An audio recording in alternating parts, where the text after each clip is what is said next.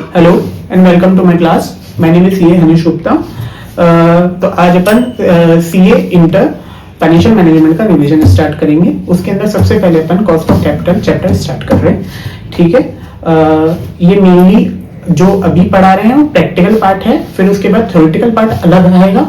ठीक है, अपन स्टार्ट करते हैं। तो कॉस्ट ऑफ कैपिटल क्या होता है? एक्सपेक्टेशंस क्या है अपनी स्टेक होल्डर से कंपनी की, उसको कहते हैं cost of capital. By the time वो डेट भी हो सकते हैं, प्रेफरेंस शेयर्स भी हो सकते हैं, इक्विटी भी हो सकती है, या खुद का पैसा रिटेन अर्निंग भी हो सकता है कंपनी का। कॉस्ट ऑफ कैपिटल अपन mainly cost of preference shares, cost of debt, cost of equity, cost of retained earning और उसके बाद WACC स्टार्ट करेंगे। WACC is a weighted average cost of capital, जो सबका मिक्सचर होता है।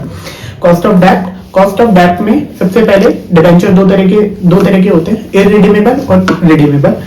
इररिडीमेबल का फॉर्मूला होता है I upon net proceed into 1 - T। 1 - T is a tax जो अपन गिवन होगा क्वेश्चन के अंदर। Interest rate I is interest rate, net proceed जो money receive from the company to company minus flotation cost जो अगर कंपनी की लगी है, उस वो अगर ड्यूरिंग द शेयर इशू करे, मतलब डिवेंचर इशू करे, कोई फ्लोटेशन कॉस्ट लगी है तो उसको अपन को माइनस करना है। ठीक है, तो ऐसा भी हो सकता है कि अपन को करंट मार्केट प्राइस दी हुई है तो अपन सबसे पहले करंट मार्केट प्राइस यूज करेंगे। ठीक है, तो इसका एक एग्जांपल है, a company has issued irredeemable debentures of 1000 rupees with a coupon rate of 10%. A has incurred 100 as a flotation cost. Calculate cost of debt. ठीक है, तो नेट प्रोसीड इसमें कितना होगा? 1000 माइनस 100 दैट इज 900। और अपन अब इसका फॉर्मूला लगाते हैं, KD is to I upon NP into 100। I अपने पास कितना हुआ? 1000 का 10% that is 100 rupees divided by 900 into 100 is equals to 11.11%. अब रिडीमेबल डिबेंचर्स के अंदर या तो अप्रोक्सीमेशन मेथड होगा या YTM मेथड होगा। अप्रोक्सीमेशन मेथड में एक जनरल फॉर्मूला है, अगर अपन उस फॉर्मूले को याद करेंगे तो अपना काम हो जाएगा। ठीक है, तो अप्रोक्सीमेशन है ना। ठीक है, आप ये फॉर्मूला देखिए, I into 1 - T plus RV minus NP upon N divided by RV plus NP divided by 2। ठीक है, अप्रोक्सीमेशन I यहाँ पे इंटरेस्ट। ठीक है, अप्रोक्सीमेशन मेथड के ऊपर बनाते हैं। सबसे पहले अप्रोक्सीमेशन मेथड में आपको एक फॉर्मूला याद करना है, उस फॉर्मूले के हिसाब से अगर अपन वैल्यूज बिठाएंगे तो आंसर आ जाएगा, कोई दिक्कत नहीं आती है इसके अंदर। I into 1 - T plus RV minus NP upon N divided by RV plus NP divided by 2। तो यहाँ पे I इंटरेस्ट रेट है, RV is equal to redemption value जो अपन को फ्यूचर में कंपनी डिबेंचर वालों को पैसा देगी रिडेम्पशन के बाद, उसको कहते हैं रिडेम्पशन वैल्यू। नेट प्रोसीड जो अपन ने कंपनी ने जो इशू करा है उस पे जो उसको पैसा मिला है is equal to net proceed. And is equal to number of years, जैसे कंपनी ने 5 ईयर्स के लिए इशू करा है तो 5 ईयर्स, 10 ईयर्स के लिए इशू करा है तो 10 ईयर्स। ठीक है, अब अपन एग्जांपल देखते हैं। A company has issued 1000 rupees debenture at the rate 10%। Debenture are redeemed after 5 years at the premium of 10%। ध्यान रखना, at the premium of 10%। Current market value of the debenture is 900। Current market value दे रखी है तो अपन सबसे पहले क्या यूज करेंगे? Current market value. Calculate KD, tax rate दे रखी है 35%। तो अपन देखते हैं, सबसे पहले इंटरेस्ट निकालते हैं। Interest equals to 100 rupees, 100 minus 100 into 1 minus 35% जो अपना टैक्स रेट थी, प्लस अपन को रिडेम्पशन वैल्यू क्या है? 1000 plus 10% that is 1100 rupees minus 900 क्यों लिया है? क्योंकि वो करंट मार्केट प्राइस है, डिवाइडेड बाय 5 क्योंकि वो नंबर ऑफ ईयर्स है, divided by 1100 plus 900 divided by 2 into 100। तो इसका 10.5% आंसर आएगा, कोई दिक्कत नहीं आएगी। उसके अलावा होता है YTM, yield to maturity approach. उसके अंदर अपन इस स्टेप्स के हिसाब से चलेंगे तो बहुत इजी रहेगा। यील्ड टू मैच्योरिटी बहुत इजी होता है, प्रेजेंट वैल्यू निकालनी होती है, उसके अलावा कुछ भी नहीं होता है। ठीक है, ये मेनली बच्चों को प्रॉब्लम आती है, इसके अंदर कुछ नहीं होता, ये ध्यान रखिए, सिर्फ प्रेजेंट वैल्यू निकालनी है। तो अपन को सबसे पहले कैश फ्लो जानना है। कि भैया इंटरेस्ट कितना देना है, लास्ट में जाके पैसा उसको रिडेम्पशन वैल्यू क्या देनी है, वो सब अपन को जानना है। उसके बाद अपन को प्रेजेंट वैल्यू फैक्टर होना चाहिए अपने पास, प्रेजेंट वैल्यू फैक्टर, और एक प्रेजेंट वैल्यू फैक्टर के हिसाब से अपन एक IRR निकालेंगे, इंटरनल रेट ऑफ रिटर्न, वो अपनी केडी होगी, ठीक है। हाँ, IRR क्या होती है? एक ऐसी रेट जहां पर net present value of cash flow is to zero. Net present value क्या है? जो cash present value of cash flow minus present value of cash outflow is to zero, ठीक है।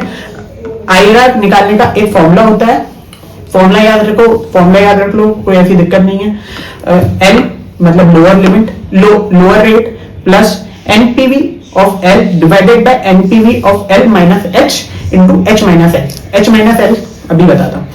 Lower L is to lower rate, H is to higher rate, ये सब assume करना है अपन को। अजम्पशन कैसे लेना है वो भी मैं सिखाऊंगा, ठीक है।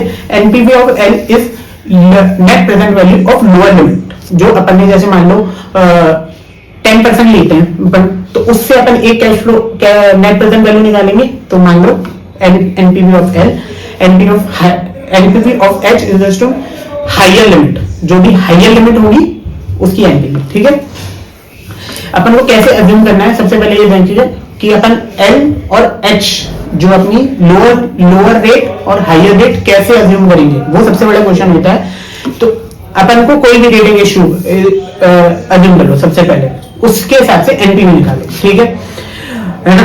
अगर वो पॉजिटिव आती है, ठीक है, तो उसके बाद एक हायर रेट इशू अपन को, जैसे वो पॉजिटिव आई तो उसके बाद एक ऐसी हायर रेट अपन को अज्यूम करनी है जिससे वो नेगेटिव है, जो कैश फ्लो नेगेटिव है। क्योंकि जनरल सोचो ना कि अगर कोई चीज डिवाइड करेंगे, जितने ज्यादा से डिवाइड करेंगे वो जितनी कम वैल्यू आएगी, ठीक है।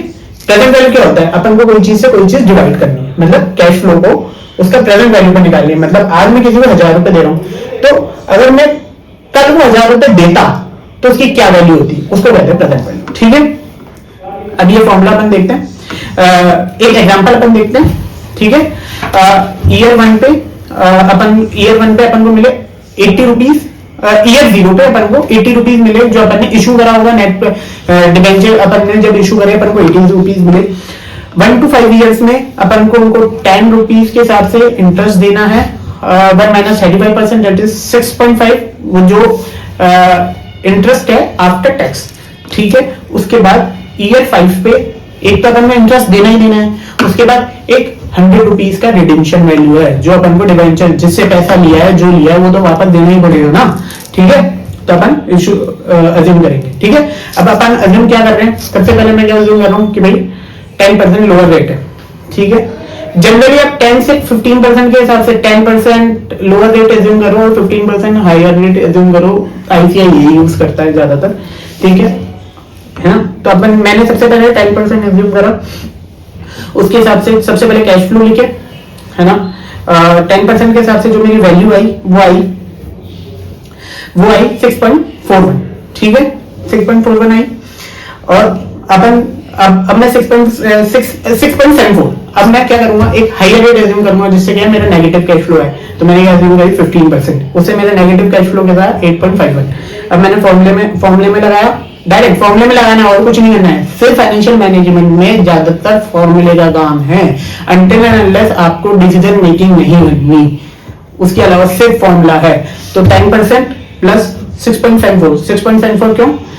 NPV of L minus divided by NPV of L minus 8.51 that is NPV of H, जो कि नेगेटिव है, इनटू हायर माइनस लोअर, तो ठीक है, उसको अपन सॉल्व करेंगे, 12.21% आंसर आ रहा है, ठीक है। उसके अलावा एक टॉपिक आता है अमोर्टाइजेशन ऑफ बॉन्ड, इसके बाद डिवेंचर खत्म हो जाएगा, ठीक है। अमोर्टाइजेशन ऑफ बॉन्ड क्या होता है? जैसे एक तो होता है कि अपन को, जैसे अपन ने किसी से 1000 रुपए लिए और अपन को 5 साल बाद उसको 1000 रुपए देने हैं, और एक अपन को देने हैं उसको धीरे धीरे 100 रुपए करके देने हैं, ठीक है। 5 साल अपन को 100 रुपए करके देते हैं, तो उसको कहते हैं अमोर्टाइज होना, कि किसी की वैल्यू धीरे धीरे अपन को उसको चुकाना पैसे, ठीक है। अब इसमें एग्जांपल देखिए, a company has issued a 5,000 rupees bond at the rate 8% which is amortized over the 5 years, मतलब हर साल कितना 1000 रुपए अपन को उसको वापस देना है, ठीक है। Calculate value of bond at the minimum rate 6%। अपन को वैल्यू बॉन्ड निकालनी है 6% के हिसाब से, ठीक है। तो सबसे पहले कैलकुलेशन ऑफ इंटरेस्ट, इंटरेस्ट की कैलकुलेशन करेंगे। सबसे पहले इंटरेस्ट पहले ईयर में इंटरेस्ट देंगे 5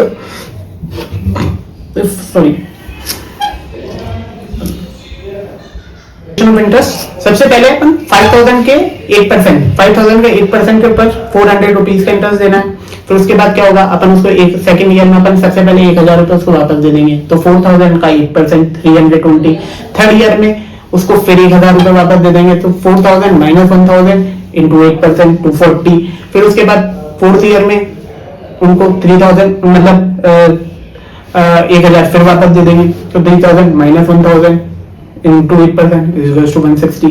उसके बाद लास्ट ईयर है, अपन को जो 1000 रुपए बचा है उसको वापस दे देंगे, is to 80। Calculation of cash flow, ठीक है। उसके बाद क्या क्या हुआ, कैश फ्लो क्या हुआ, एक तो इंटरेस्ट प्लस उसके जो रिडेम्पशन वैल्यू आ रही है। तो फर्स्ट ईयर में क्या होगा, सबसे पहले 400 रुपीज देंगे, प्लस रिडेम्पशन वैल्यू क्या है, amortization value is to 1000 rupees.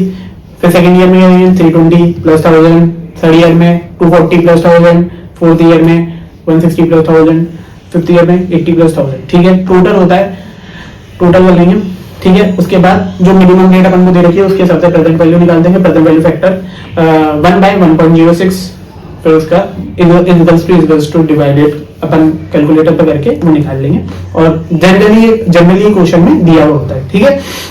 उसके बाद एक टॉपिक आता है कॉस्ट ऑफ कन्वर्टेबल डिबेंचर। ये बिल्कुल सेम है रिडीमेबल डिबेंचर्स के, बिल्कुल सेम है, फॉर्मूला भी सेम लगेगा, बस रिडेम्पशन वैल्यू जो आएगी ना अपनी वो चेंज होगी। वो कैसे होगी, जैसे आज अपन को बोला कि भाई ये डिबेंचर कन्वर्ट होंगे 10 रुपए, 10 एक डिबेंचर लिया वो 10 इक्विटी शेयर में कन्वर्ट होंगे, उनकी वैल्यू 10 रुपए, तो अपनी रिडेम्पशन वैल्यू होगी 10 × 10 100 रुपीज, उसके अलावा कुछ भी नहीं है, ठीक है। वही चीज इसमें दे रखी है, ठीक है। उसके अलावा अपन कैलकुलेशन रिडेम्पशन वैल्यू, हाँ ये हो सकता है कि जैसे अपन को आज शेयर की वैल्यू दे रखी है 10 रुपए, ठीक है।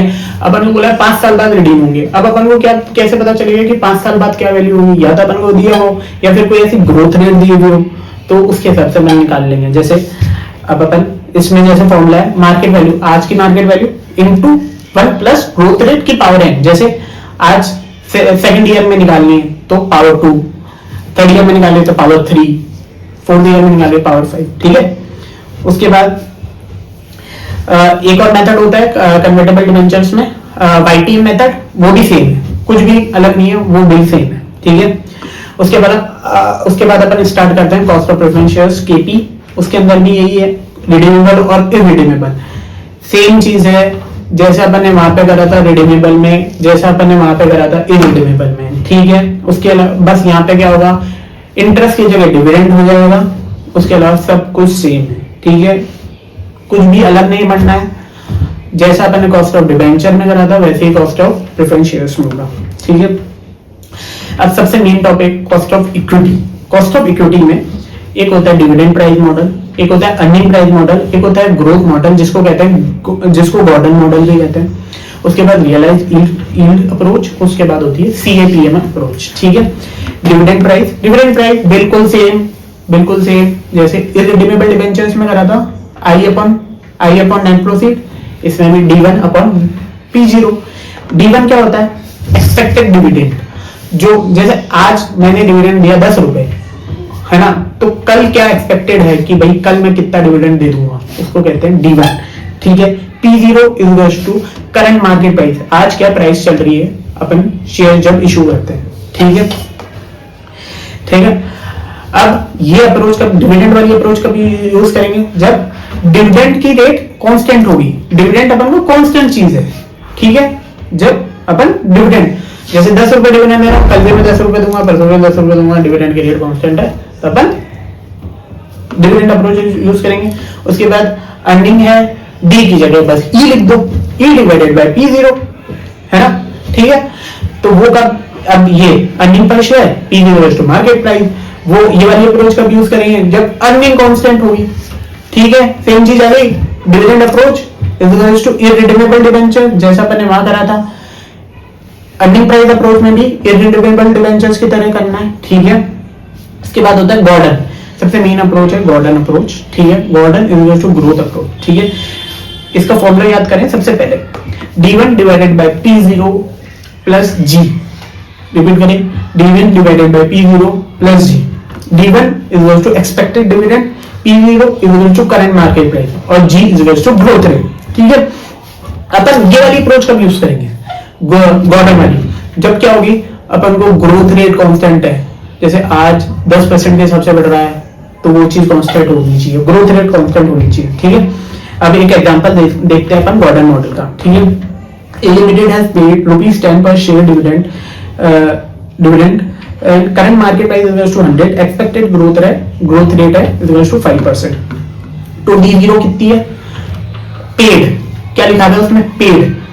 ये चीज देख लेना कि डिविडेंड में पेड लिखा हुआ है या एक्सपेक्टेड टू बी पेड लिखा हुआ है। अगर पेड लिखा हुआ है तो D0 है, तो अपन को सबसे पहले क्या है, D1 निकालना है। तो D1 कैसे निकलेगा, D0 into 1 plus growth rate, तो वो कितना है 10.05। ग्रोथ रेट कितनी दे रखी है इसमें 5%, मार्केट प्राइस और market price is to 100 rupees दे रखे। तो D1 divided by P0 plus G, D1 अपन ने निकाल लिया 10.05 divided by 100 plus G that is 1.05, total answer आता है 15.05%, ठीक है।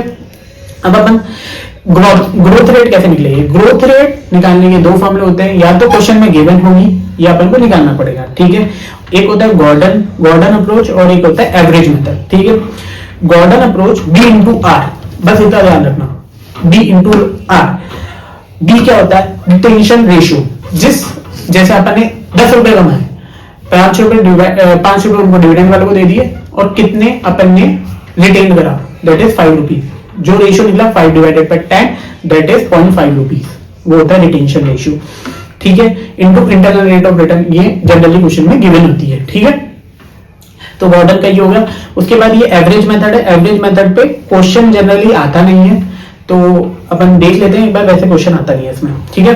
तो ये देखिए, current year dividend is 16.5, dividend 5 years ago is 10, तो उसमें क्या होता है, D1 डिवाइडेड बाय D0 की पावर n माइनस 1। तो देखिए 16.1 डिवाइडेड बाय 100, रूट मतलब 1 by n होता है, तो अपन उसको रूट कर सकते हैं। तो 5 years ago है तो 5 साल पहले का, तो रूट किसका, 5 का रूट माइनस 1, तो अपने 10% आंसर आता है। कैलकुलेटर में निकल जाएगा, ऐसा कोई दिक्कत नहीं आएगी। लास्ट में अपन सारी कैलकुलेटर्स के ट्रिक भी करेंगे, ठीक है। उसके अलावा क्या होता है, CAPM मॉडल। CAPM में डायरेक्ट फॉर्मूला है, कुछ नहीं करना, cost of equity is to RF plus beta into RM minus RF, ठीक है। RF क्या होता है, risk free rate of return, beta given होगा क्वेश्चन के अंदर, बीटा के नाम से ही गिवन होगा, ठीक है।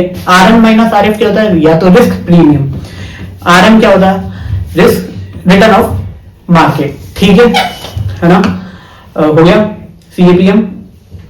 उसके बाद ये डायरेक्ट फॉर्मूला है, तो अपन इसका एग्जांपल नहीं कर रहे। रियलाइज यील्ड अप्रोच है ना, इसमें भी सेम होता है, IRR मेथड लगाना होता है।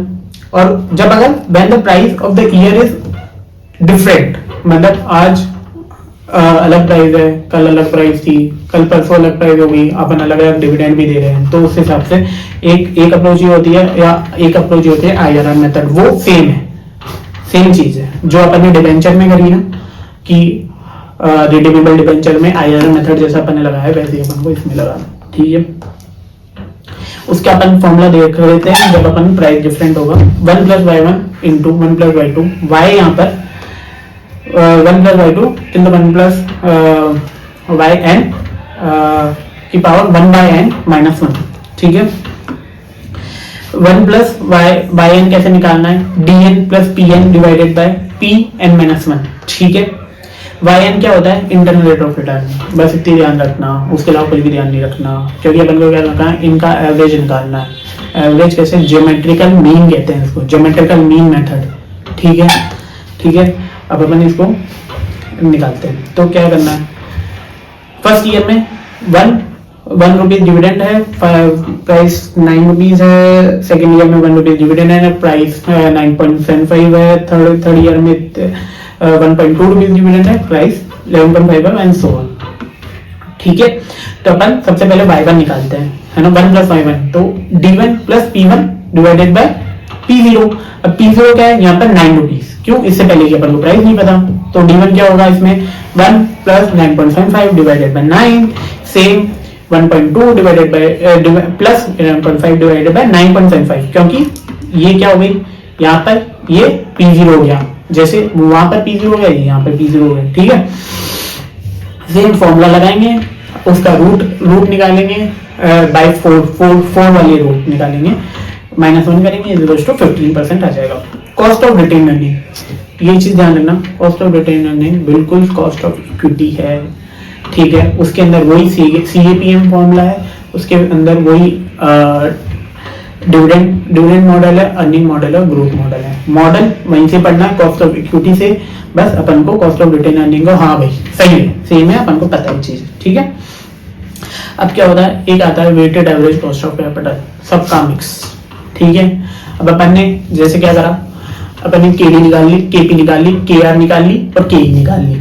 अब अपन उनका सबका एक मिक्स करके कॉस्ट ऑफ कैपिटल, जो अपन को एक टोटल कॉस्ट ऑफ कैपिटल निकालेंगे, ठीक है। वो कैसे निकालते हैं, जो अलग अलग वेट है भाई, 10,000 की इक्विटी है, 5,000 के डिबेंचर है, 5,000 के, तो एक कॉमन वेट पे आएंगे, ठीक है। जैसे 10,000 डिवाइडेड बाय 20,000, ठीक है। वेट ऑफ डेट निकालेंगे, वेट ऑफ इक्विटी निकालेंगे, वेट ऑफ प्रेफरेंस शेयर्स और वेट ऑफ रिटेन अर्निंग निकालेंगे। वेट कैसे कैलकुलेट करना है, वेट मार्केट वैल्यू गिवन है तो मार्केट वैल्यू से करेंगे, बुक वैल्यू गिवन है तो बुक वैल्यू से करेंगे, और क्वेश्चन में कोई बोल रखा है तो क्वेश्चन के हिसाब से करेंगे, ठीक है। वेट ऑफ इक्विटी कैसे निकालेंगे, इक्विटी कैपिटल कितनी है, market value of equity capital कितनी है, डिवाइडेड बाय टोटल कैपिटल क्या है, जैसे मार्केट वैल्यू ऑफ डेट क्या है, market value of preference shares क्या है, या रिटेन अर्निंग क्या है, और इक्विटी क्या है, उसका टोटल, ठीक है ना। आइए अब अपन एक एग्जांपल देखते हैं, ठीक है। डिबेंचर है 5 लाख रुपीस के 100 पर डिबेंचर, ठीक है। प्रेफरेंस शेयर्स है 5 लाख रुपीस के 100 पर प्रेफरेंस शेयर्स, इक्विटी है 100 पर इक्विटी 10 लाख रुपीस की, ठीक है। मार्केट वैल्यू दे रखी है, इक्विटी की दे रखी है 110, प्रेफरेंस शेयर्स की दे रखी है 90, डिबेंचर की दे रखी है 120, कॉस्ट ऑफ कैपिटल दे रखा है 10%, 5%, 5%, ठीक है। Weighted average cost of capital निकालना है, सबसे पहले अपन बुक वैल्यू के हिसाब से निकालते हैं, फिर अपन उसके हिसाब से निकालेंगे। क्वेश्चन में क्या बोल रहा था, दोनों के हिसाब से निकालना है, नहीं बोल रहा था मार्केट वैल्यू के हिसाब से निकालना है, ठीक है ना। बुक वैल्यू के हिसाब से अब अपन वेट ऑफ इक्विटी निकालते हैं, तो वेट ऑफ इक्विटी क्या है भाई, 10 lakh divided by 20 lakh, total capital कितना है 10 बाय 5 इज इक्वल टू 20, तो वेट ऑफ इक्विटी निकल जाएगी 0.5। वेट ऑफ डेट कितना है 5 लाख डिवाइडेड बाय 20 लाख 0.25, और सेम उस तरीके से अपन वेट ऑफ प्रेफरेंस शेयर्स निकाल लेंगे 0.5। WACC डायरेक्ट फॉर्मूले में पुट करा क्या, 0.5 into weight of debt into weight of into cost of debt plus weight of equity into cost of equity, same formula put करा 10.5% आंसर आ गया, ठीक है। अब calculation of market, calculation as पर मार्केट वैल्यू, ठीक है। अब अपन क्या है, सबसे पहले वेट निकालेंगे, ठीक है। वेट कैसे निकालेंगे भाई, मार्केट वैल्यू पर शेयर अपन को दे रखी है, पर डिबेंचर अपन को दे रखी है, इक्विटी की दे रखी है 110 रुपए, प्रेफरेंस शेयर्स की 90 रुपए, डिबेंचर की 120 रुपीज, ठीक है। अब नंबर ऑफ डिबेंचर निकाले, नंबर ऑफ इक्विटी निकाले, नंबर ऑफ प्रेफरेंस शेयर्स निकाले, खत्म बात। नंबर ऑफ इक्विटी कितनी हुई भाई, कितनी हुई